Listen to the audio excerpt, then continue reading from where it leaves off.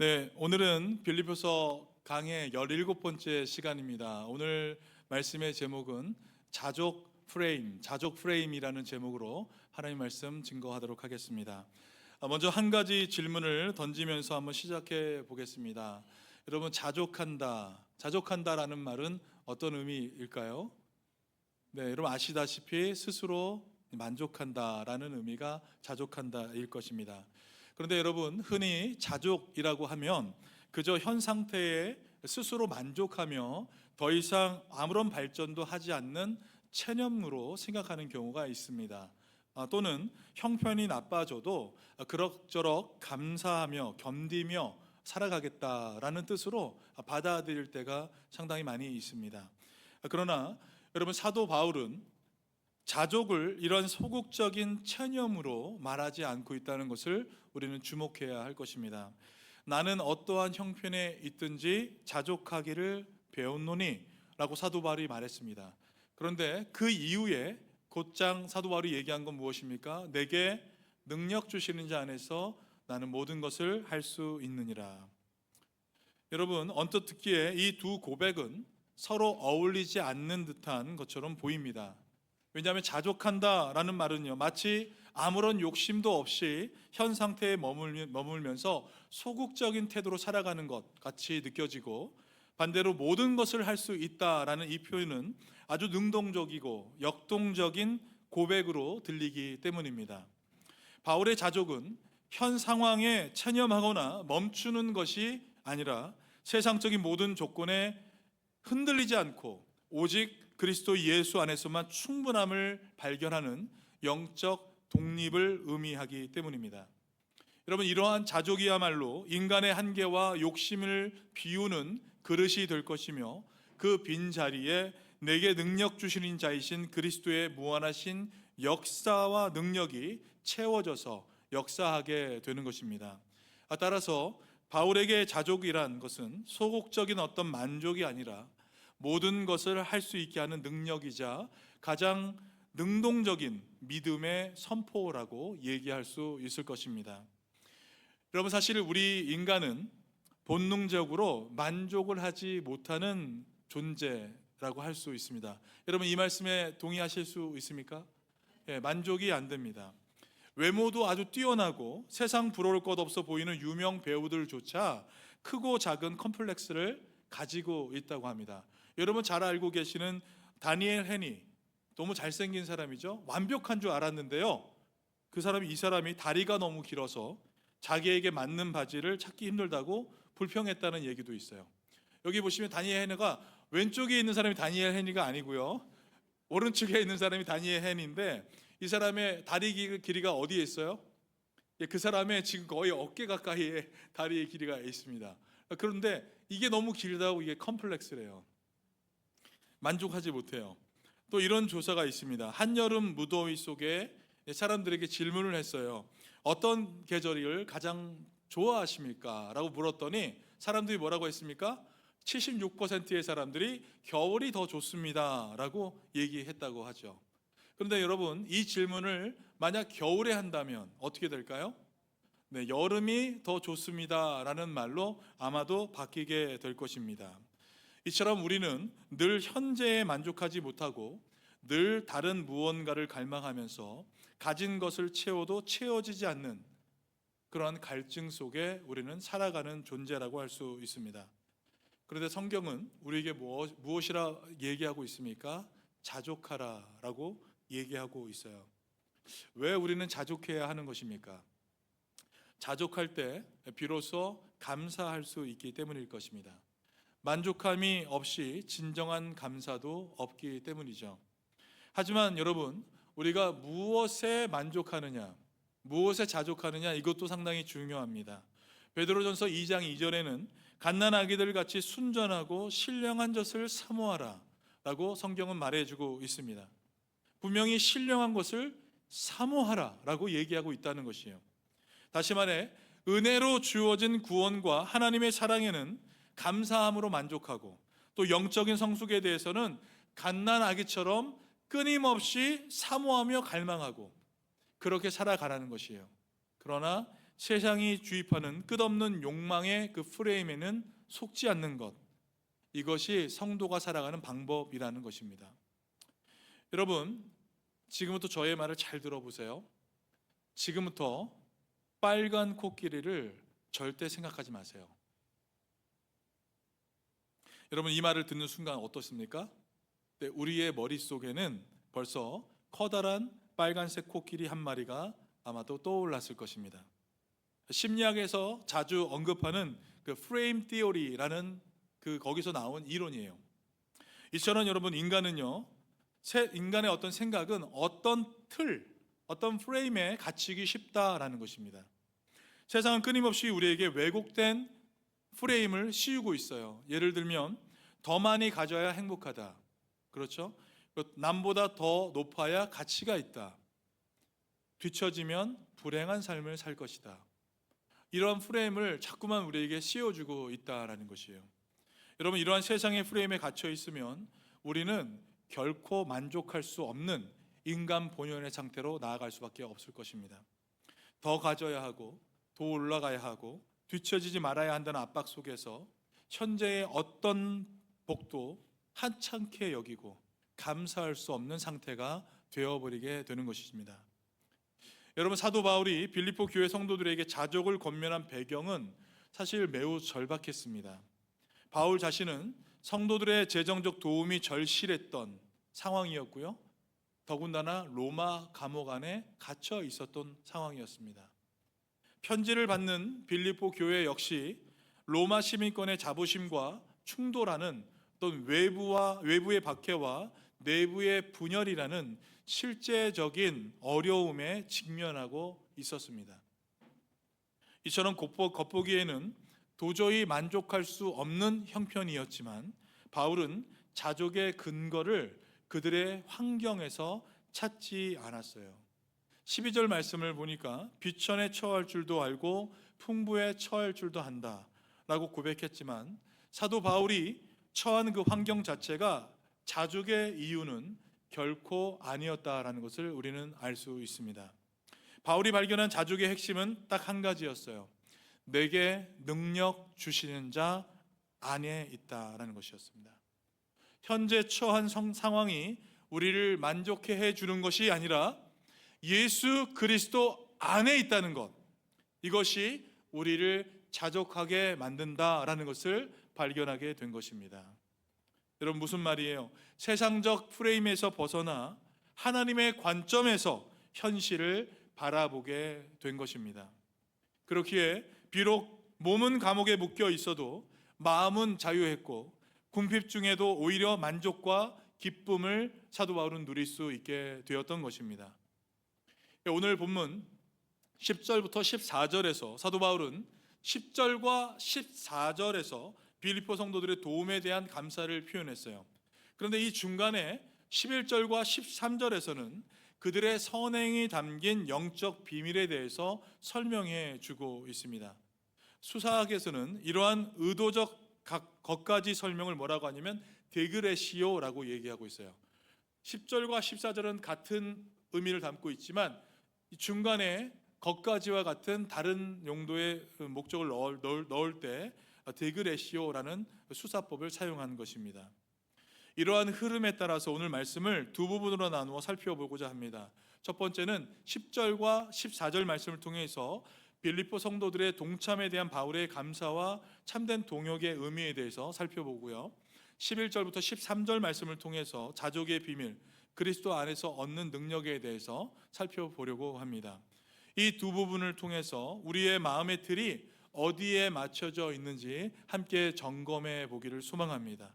세상이 주입한 틀을 벗어나서 그리스도 안에 자족 프레임으로 전환함으로 어떠한 형편에서도 참된 만족과 기쁨을 누리는 방법을 발견하는 저와 여러분이 되시길 간절히 소망합니다. 먼저 첫 번째, 동역에 참여한 빌립보 성도들에 대한 감사 부분입니다. 10절 말씀을 우리 다 같이 함께 한 목소리로 읽겠습니다. 내가 주 안에서 마음은 너희가 나를 생각하던 것이 이제 다시 싹이 나미니 너희가 또한 이를 위하여 생각은 하였으나 기회가 없었느니라. 아멘. 바울은요, 빌립보 교회 성도들이 보내준 헌금을 받고 주 안에서 크게 기뻐했다라고 얘기했습니다. 여기서 여러분 우리가 눈여겨볼 표현이 두 가지가 있습니다. 첫째는 어떤 표현이에요? 주 안에서 기뻐했다라고 한 점입니다. 바울은 단순히 너희가 나를 도와줘서 기쁘다라고 얘기했던 것이 아니었어요. 주님 안에서 기쁘다라고 얘기한 것입니다. 여러분, 이것은 바울의 기쁨이 인간적인 어떤 만족이 아니라 영적 차원에서의 기쁨이다라는 것을 보여주고 있는 것입니다. 바울은 빌립보 교회에 헌금을 받았습니다. 그래서 자신의 필요가 다 채워졌어요. 근데 이것 때문에 기뻐하지 않았다라는 것이에요. 오히려 빌립보 성도들의 섬김을 통해서 하나님께서 그 안에서 역사하고 계시는 것을 바라보며 기뻐하게 된 것입니다. 바울이 갇혀 있는 상황에서도 이렇게 폭발적인 기쁨, 성경적 원어의 어떤 뉘앙스로 볼 때 이 기쁨은요, 마치 다이너마이터가 폭발하듯이 그러한 기쁨을 여기에 표현하고 있다는 것을 알 수 있습니다. 그 이유는 성도들의 사랑의 헌신이 주님께 뿌리를 두었던 열매였기 때문에 그렇습니다. 바울은 그 영적 의미를 깨닫고 기뻐했습니다.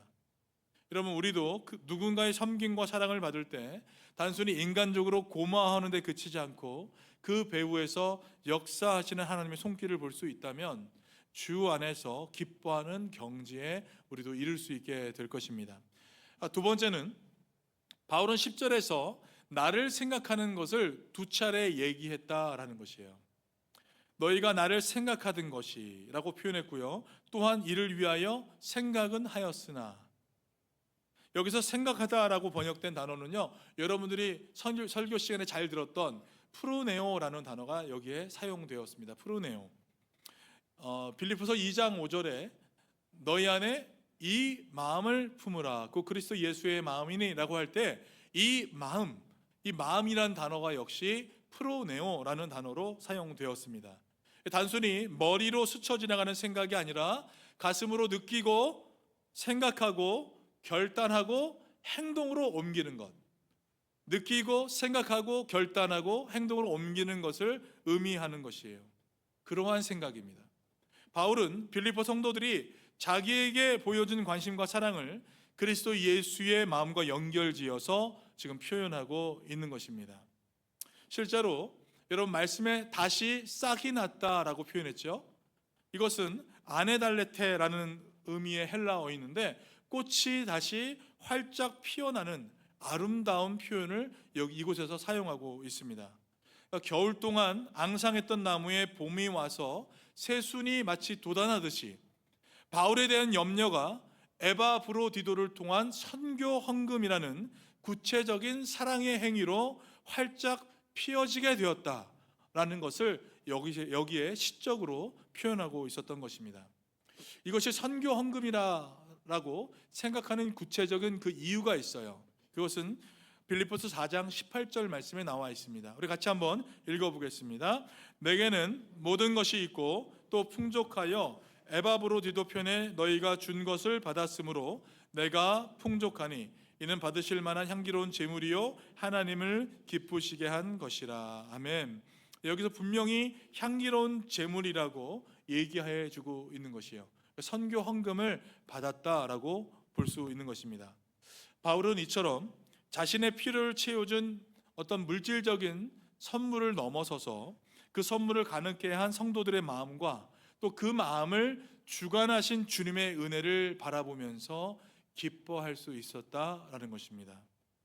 여러분, 바울은 빌립보 교회와 자신과의 관계를 빚진 자와 후원자의 관계로 보지 않았습니다. 만일 바울이 그들을 빚진 자로 여겼다면 아마 그 빚진 마음을 가지고 처음 편지를 썼을 때 도움을 주셔서 감사합니다라고 얘기했을지도 모르겠습니다. 그러나 바울에게 빌립보 성도들은 복음을 위해서 함께 헌신하고 수고하고 있는 동역자라는 것을 우리는 분명히 알 수가 있습니다. 여러분, 우리 모두가 주님의 나라와 영광을 위한 동역자라는 것을 우리는 기억해야 할 것입니다. 맞습니까, 여러분? 네, 우리 모두는 하나님 나라에 함께 하나님 나라를 만들어가는 동역자인 줄 믿습니다.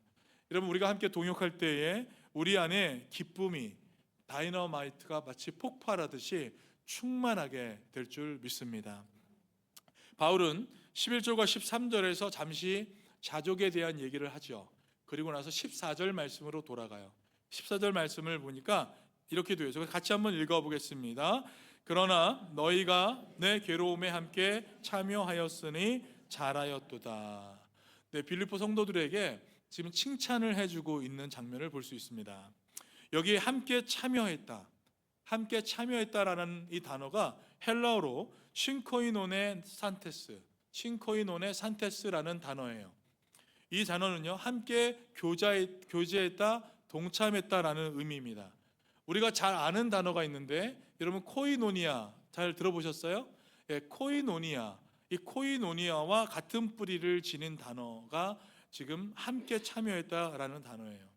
그러니까 우리가 여러분 보통 흔히 코이노니아라고 하면 성도님들끼리 함께 모여서 맛있는 음식을 먹고 또 교회에서 친교하는 장면을 떠올리게 됩니다. 근데 이것이 코이노니아예요. 그런데 여러분, 성경적 코이노니아는 무엇이냐면 고난의 참여도 포함되는 것. 예, 고난에도 함께 동참하는 것. 이것이 성경적인 코이노니아입니다. 초대교회 성도들은 기쁠 때 함께 기뻐했어요. 그리고 슬플 때 함께 슬퍼했습니다. 서로 피를 나누어 짐으로써 그리스도의 법을 성취해 나갔습니다. 이것이 초대교회에서 이루어졌던 일이에요. 바울과 빌립보 교회 사이의 아름다운 교제가 바로 이와 같았습니다. 바울이 복음 때문에 당하는 환난에 성도들의 물질과 사람을 보냈죠. 에바브로디도를 파송하면서 적극적으로 사도 바울을 도왔던 것입니다. 바울은 그들의 이러한 행동을 두고서 너무 잘했다라고 칭찬을 아끼지 않은 것이에요. 참된 성도의 교제는 이처럼 서로의 짐을 어떻게 해요? 서로 나누어 지는 것입니다. 여러분, 우리 교회도 이러한 코이노니아가 풍성해지기를 간절히 소망합니다. 여러분, 누군가 어려움에 처해 있으십니까? 그렇다면 우리가 가진 것을 나누어서 돕는 것이에요. 마치 도우면서 자랑하듯이 돕지 말고요, 도우면서 나는 돈을 주는 사람, 너는 받는 사람이라는 의미로 주는 것이 아니라 함께 그리스도 안에서 동역자 된 형제 자매로 나누어 주는 것입니다. 여러분, 그 도움을 받은 성도는 그렇다면 주 안에서 기뻐하며 감사하게 될 것입니다. 여러분, 그런 사랑의 교제가 오고 갈 때 교회 공동체는 더욱더 단단하게 굳건해질 것이며 세상 사람들도 이것을 바라보면서 하나님께 영광을 돌리게 될 줄 믿습니다. 여러분, 그렇지 않습니까? 교회 안에 돈을 서로 어려운 사람이 있으면 나누어줘요. 고통이 있으면 함께 나누고 슬퍼해요. 여러분, 이런 모습이 없는 교회, 세상 사람들이 바라봤을 때 우리랑 똑같네 라고 얘기할 것입니다. 근데 이런 모습이 있는 교회는 세상 사람들조차 하나님께 영광을 돌리는 그런 교회가 될 줄 믿습니다. 여러분, 우리가 그런 마음을 열고서 함께 도움을 주고 도움도 받고 그렇게 함께 슬픔도 나누고 기쁨도 나누는 그런 교회 되기를 간절히 소망합니다. 아멘. 두 번째는 자족의 비밀과 그리스도 안에서 얻는 능력이에요. 이제 바울이 편지 중간에 의도적으로 끼워 넣은 어떤 교훈에 대해서 우리가 살펴보려고 합니다. 11절과 13절 말씀을 우리 다 같이 함께 합독하도록 하겠습니다. 내가 궁핍함으로 말하는 것이 아니니라. 어떠한 형편에든지 나는 자족하기를 배웠노니 나는 비천에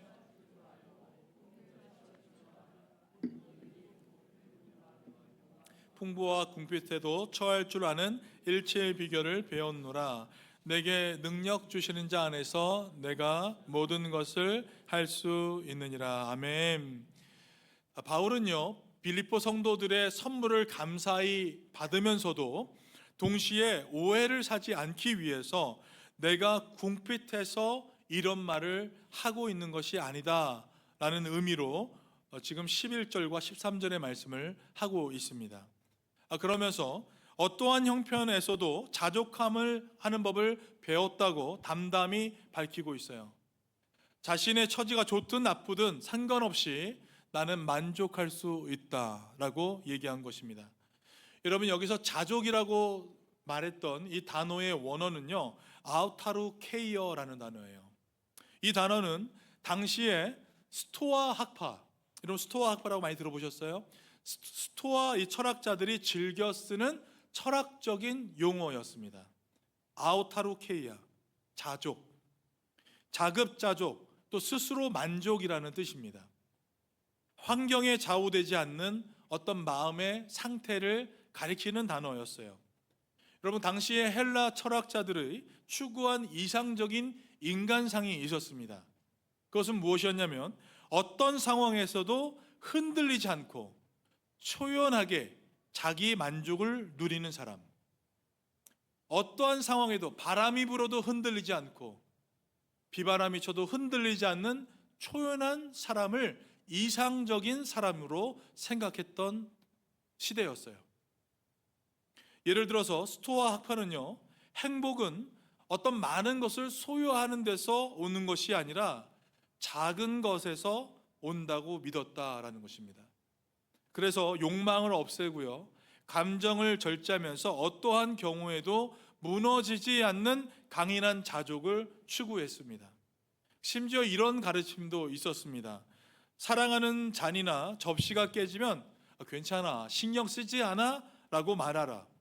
애완동물이 죽어도 난 개의치 않아 라고 해보라. 더 나아가서 가장 친한 이가 상하고 심지어 죽는 한이 있더라도 마음속으로 나는 상관없다 라고 말할 수 있을 때까지 훈련하라. 이것이 스토아 학파들이 말한 부동심이었어요. 부동심.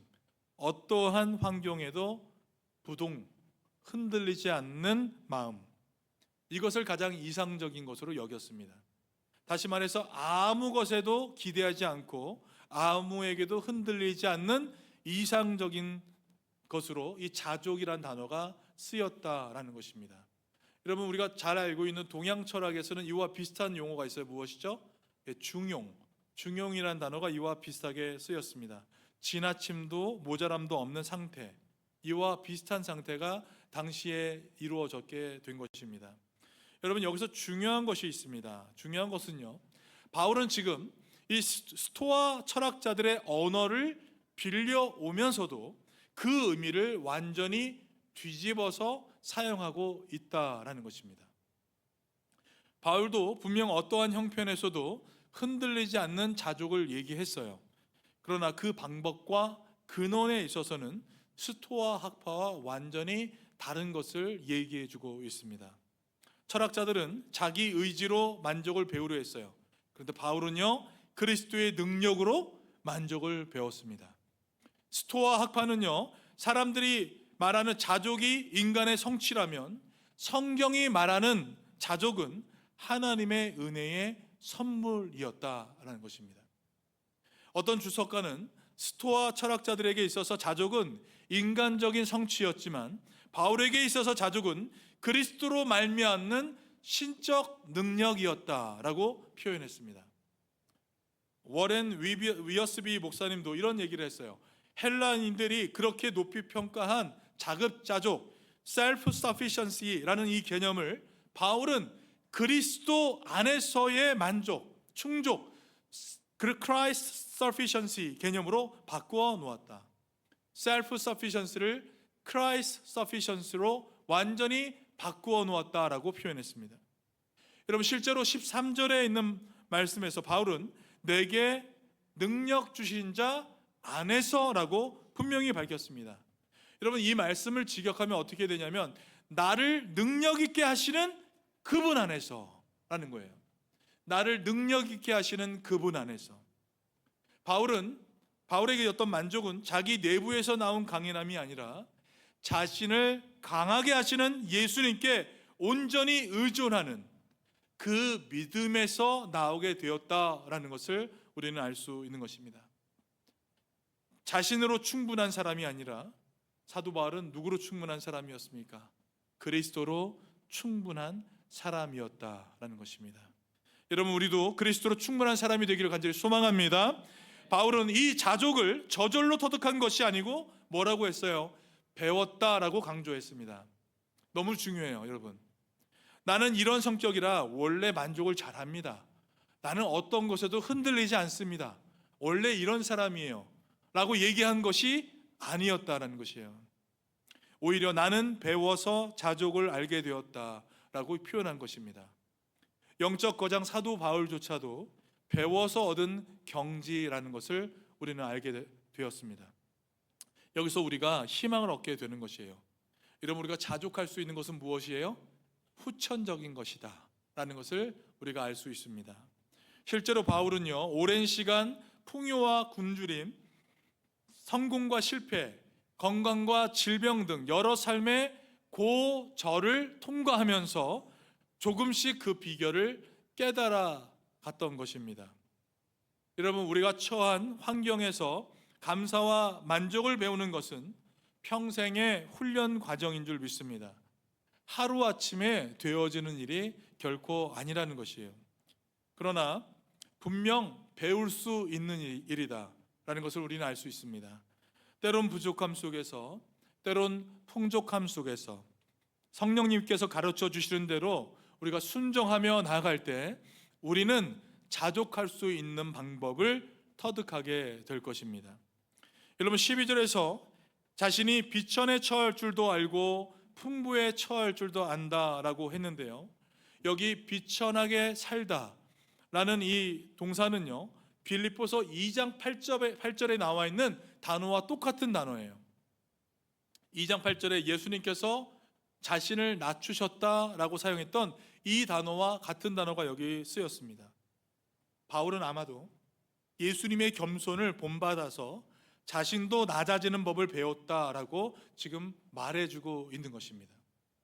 이어서 모든 일, 곧 배부르거든 배고프든 풍족하든 궁핍하든 처할 줄 아는 일치의 비결을 배웠다라고 고백했습니다. 여기 비결을 배웠다라는 이 표현에 흥미로운 점이 하나 있습니다. 비결을 배웠다. 여러분, 이 원문을 직역하니까요, 비결을 배웠다라는 의미는요, 나는 모든 상황에 처할 줄 아는 비밀을 습득했다, 비밀을 입수했다라는 의미라는 것이에요. 여러분, 헬라어 뮤에오라는 동사가 여기에 쓰였는데, 이 단어는요, 이 뮤에오라는 단어는 당시 비밀 종교의 입문 교육에 주로 사용했던 단어였어요. 비밀 종교, 마치 신비한 종교에서 마지막 단계에 들어갔을 때에만 비로소 알 수 있는 은밀한 가르침, 이럴 때 뮤에오라는 단어를 사용했는데, 바로 이 표현, 바울은 자신이 배운 이 자족의 도가 일종의 영적 신비의 비밀이었다, 영적 신비의 비밀이었다라고 표현하고 있다라고 우리가 해석할 수 있는 것입니다. 그만큼 이 자족이 세상이 줄 수 없는 특별한 깨달음이었다라는 것을 우리는 발견할 수 있는 것입니다. 실제로 세상 사람들의 눈에는 바울의 평안과 만족이 정말 비밀스러운 경지로 보였을 것이에요. 어느 누가 여러분 감옥에 갇혀 있으면서 이렇게 담대할 수 있습니까? 어느 누가 감옥에서 고통당하는 가운데 만족하며 살아갈 수 있겠습니까? 바울은 풍요로울 때나 궁핍할 때나 모두 만족할 수 있다고 분명히 고백했습니다. 사실 풍요 속에서 만족을 유지하는 것, 여러분 어려운 일일까요? 쉬운 일일까요? 어려운 일이에요. 풍요 속에서 만족을 찾는 것은 정말 어려운 일입니다. 사람은 부족할 때는 하나님을 찾지만 풍족하면 하나님을 찾지 않기 때문에 그렇습니다. 풍족해지면요, 교만해지고요, 만족을 모르고 더 큰 것을 찾는 존재가 바로 우리 인간이기 때문에 그렇습니다. 여러분, 한번 다윗을 한번 보세요. 광야로 쫓겨다닐 때는요, 하나님 한 분만 찾았어요. 그런데 왕궁에서 평안하게 태평을 누릴 때에는 큰 죄에 빠져버리게 되었습니다. 여호사밧 왕도요, 전쟁 중 아주 연약할 때는 이런 기도를 드렸어요. 우리가 무엇을 할 줄을 알지 못하고 오직 주만 바라보나이다 라고 고백했습니다. 그런데 나라가 평안하고 부강해지자 악한 아합과 동맹을 맺는 어리석음을 범하기도 했습니다. 여러분, 이처럼 부할 때의 시험이나 잘 나갈 때의 영적 위험은 모든 사람이 가질 수 있는 위험이라고 얘기할 수 있는 것이에요. 그래서 여러분, 우리는 이 기도를 날마다 올려드려야 될 것입니다. 잠언 30장 8절 9절에 아굴의 기도예요. 여러분, 이 기도를 우리가 함께 이 시간 읽으면서 이것이 우리의 진정한 기도가 되기를 간절히 소망합니다. 우리 8절 9절 기도를 같이 함께 읽겠습니다. 시작. 나를 가난하게도 마옵시고 부하게도 마옵시고 오직 필요한 양식으로 나를 먹이시옵소서. 혹 내가 배불러서 하나님을 모른다 할까 하오며 혹 내가 가난하여 도둑질하고 내 하나님의 이름을 욕되게 할까 두려워함이니이다. 아멘. 여러분, 결국 우리의 만족은 소유의 많고 적음의 문제가 아니다라는 것을 알 수 있습니다. 우리의 문제는, 우리의 만족은 우리 마음의 상태에 달려 있다. 여러분, 믿으십니까? 예, 우리 마음의 상태에 달려 있는 것입니다. 바울은 많이 가졌을 때 교만하거나 만족을 잃어버리지 않는 법도 배웠고, 아무것도 없을 때 낙심하거나 원망하지 않는 방법도 체득한 것입니다. 이것은 오직 하나님께서 주신 특별한 은혜의 비밀을 터득한 자만이 할 수 있는 그런 고백이었던 것이요. 그 비밀이 여러분 13절에 압축되어 있는 것이에요. 13절에 이 비밀이 여기에 담겨 있어요. 우리 13절 말씀을 같이 한번 큰 소리로 한번 읽겠습니다. 내게 능력 주시는 자 안에서 내가 모든 것을 할 수 있느니라. 아멘. 많은 성도님들이 사랑하는 말씀이에요. 암송도 하고요, 많은 사람들 즐겨 찾는 구절일 것입니다. 여러분, 그래서 종종 이 구절을 방마다 붙여놓고요, 사업장에 걸어두고 인생의 좌우명처럼 여기는 분들도 계십니다. 그런데 여러분, 이 구절을 세상식으로 오해해서 무엇이든 할 수 있다, 하면 된다, 불가능도 가능케 된다 라는 어떤 적극적인 사고방식 문구로 이것을 여기게 된다면 하나님의 말씀을 오해하고 있는 것입니다. 바울이 이 말을 한 의도는요, 결코 자기 자신에 대한 자신감을 불어넣기 위함이 아니었기 때문입니다. 오히려 앞뒤 문맥을 보면 바울은 자신의 무능함과 한계를 솔직히 전제했다는 것을 우리는 발견할 수 있습니다. 스스로 비천에 처할 줄 아는지, 풍부에 처할 줄 아는지 배워야 한다고 고백했어요. 그리고 결론적으로 그 모든 것을 할 수 있는 이는 내가 아니라 그리스도 예수라고 선언한 것입니다. 나를 능력 있게 하시는 분, 곧 예수 그리스도께서 내 안에 계시기에 내가 이 모든 일도 감당할 수 있게 되었다. 할렐루야. 여러분, 이것이 우리 사도 바울의 고백이었다는 거예요. 영어 성경 ESV를 보면 이 구절이 더 명확합니다. 같이 한번 읽어볼까요? 시작. I can do all things through him who strengthens me. 곧 이 모든 것, all things, 이 모든 것을 능력 주시는 이로 말미암아 할 수 있다라고 얘기한 거예요. 그래서 여기서 이 모든 것이란 문맥상 앞에서 언급한 비천과 풍부, 배고픔과 배부름, 이 모든 상황을 아우르는 것이라고 얘기할 수 있는 것입니다. 어떤 형편에서도 믿음으로 승리할 수 있는 그 비결은 다름 아닌 그리스도의 능력에 있다는 것을 사도 바울은 명확히 선언하고 있는 것입니다. 사실 사도 바울의 고백은 요한복음 15장 5절 말씀과 그 맥락을 똑같이 하고 있다는 것을 우리는 볼 수 있습니다. 여러분, 이 말씀을 주의 깊게 읽으시기 바랍니다. 예수님이 뭐라고 하셨습니까? 같이 한번 읽어볼까요? 시작. 나는 포도나무요 너희는 가지니 그가 내 안에 내가 그 안에 거하면 사람이 열매를 많이 맺나니 나를 떠나서는 너희가 아무것도 할 수 없느니라. 할렐루야. 아멘. 우리는 가지고요, 우리 주님은 포도나무세요. 우리가 붙어 있을 때에만 우리는 열매를 맺을 수 있습니다. 이 말씀을 사도 바울이 그대로 얘기하고 있는 거예요. 내게 능력 주시는 자 안에서 내가 모든 것을 할 수 있느니라. 여러분, 반대로 말하면 그리스도를 떠나서는 뭐예요? 아무것도 할 수 없는 존재. 여러분, 그것이 우리인 줄 믿습니다. 바울이 자족할 수 있었던 것도 바울이 위대해서가 아니에요. 포도나무이신 주님께 언제나 붙어 있었기 때문입니다. 주님께 붙어 있었기에 은혜의 영양분이 항상 공급되었고, 어떤 폭풍이 몰아쳐도 쓰러지지 않고 스스로 강한 사람이 아니라 주님께 붙어 있음으로 강해진 사람이 되어진 것입니다. 여러분, 어떻게 하든지 나는 자족하기를 배웠다, 이렇게 얘기했을 때 자칫 자기 자랑처럼 들릴 수 있지만 결국 그는 그 모든 공로를 우리 주님께 돌렸습니다. 내게 능력 주시는 자 안에서 내가 모든 것을 할 수 있느니라. 나는 주님의 능력에 붙들린 도구일 뿐이라는 이 생각을 가지시길 주님의 이름으로 축원드립니다. 아멘. 사랑하는 성도 여러분, 결국 참된 만족과 능력의 비밀은 무엇입니까? 그것은 우리가 그리스도 예수 안에 있다는 것인 줄 믿습니다. 세상의 헛된 프레임에 있는 것이 아니라 그것을 벗어나 그리스도 안의 프레임으로 들어가는 것이에요. 바울은 그리스도 안에 있음으로 현실의 부족함도 이겨냈고 풍족함의 시험도 이겨냈습니다.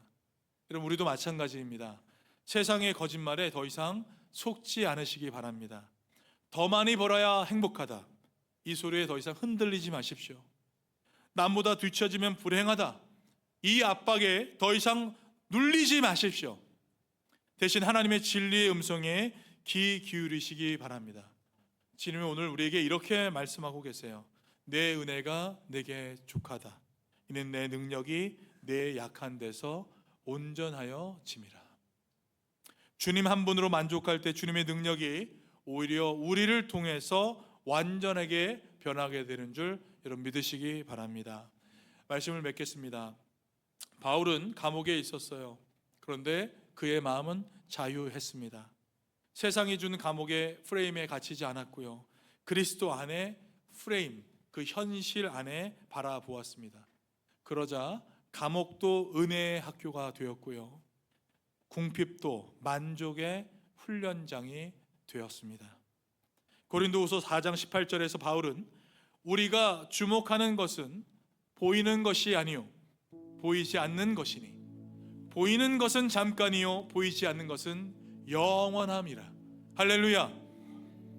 이 영원한 것을 바라보는 사람은 여러분 결코 흔들리지 않게 되는 줄 믿습니다. 세상이 줄 수 없는 만족이 그 영혼에 자리 잡고 있기 때문입니다. 바로 그리스도 안에 있는 사람이 그러합니다.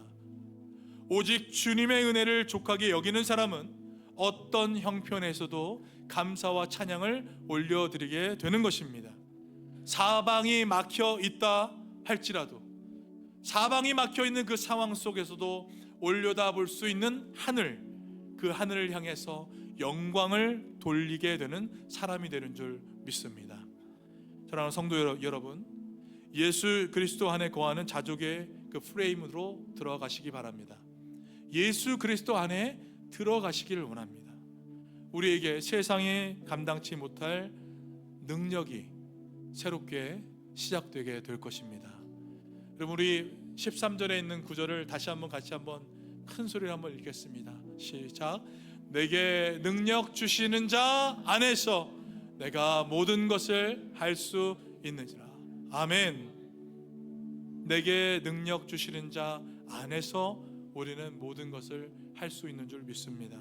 이 말씀을 붙잡고 주님과 동행함으로 범사의 감사와 승리의 열매를 맺어 나가시는 저와 여러분의 삶이 되시길 우리 주님의 이름으로 간절히 축원드립니다. 같이 기도하겠습니다.